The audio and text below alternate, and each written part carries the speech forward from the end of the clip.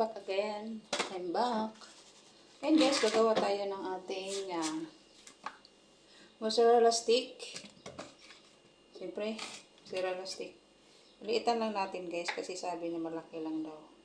Iksian lang natin. Pag maliit naman, ayan, maliit. Maiksi. Ayan na lang.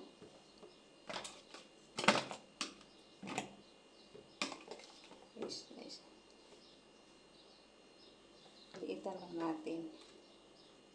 Ayan. Hindi na siya mozzarella stick pag kakat ko.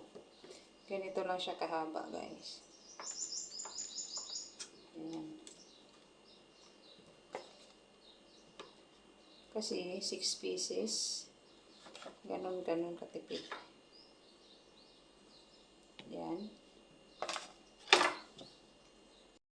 Kaya guys, ito na. Mag-ano na tayo. Yung atin ikukot lang natin siya dito sa ating yogurt ulit. May yogurt ako dito eh. Ito na lang yung i-ano natin. But I will try. Hindi pa nila ito baka hindi nila ito gusto. Yan. Ano lang to, breadcrumbs. Tapos, guys, pinalitan ko yung sinawsawan ko kaya baka hindi nila gusto yung yogurt. Ito yung egg at saka flour guys. Ilalagay ko siya i-coated ko siya sa flour. Tapos egg ulit. Tapos cornstarch. Tawag nito. Breadcrumbs. Dito. Yan. Breadcrumbs guys. Coat lang natin siya sa breadcrumbs. Kasi pag hindi mo siya ikot siya guys, yung mozzarella, lalabas siya, puputok siya. Yan. Dali 6 na piraso na ganito. 6 pieces. Ayun, nagkamali ako. Ganun talaga ito guys, hindi tayo perfect eh. Nagkakamali. Guys, tapos na yung ating breadcrumbs na mozzarella stick.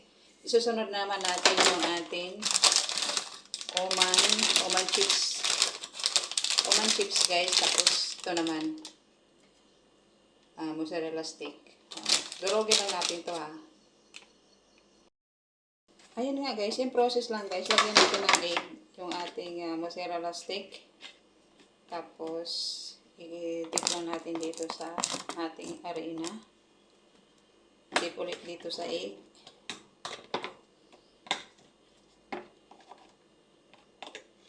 Tapos, sausaw natin dito sa chips Oman. Dito. Yan.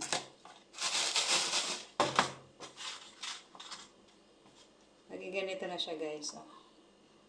Chips Oman. Okay, tapos na yung ating pag-coat ng ating mozzarella stick with the Oman chips. Ayan. Tapos na. Tsaka yung breadcrumbs. Ngayon guys, kasi wala na yung kakainin na natin. Kainin natin yung wala na, di ba? Ano yung lalagay natin dyan?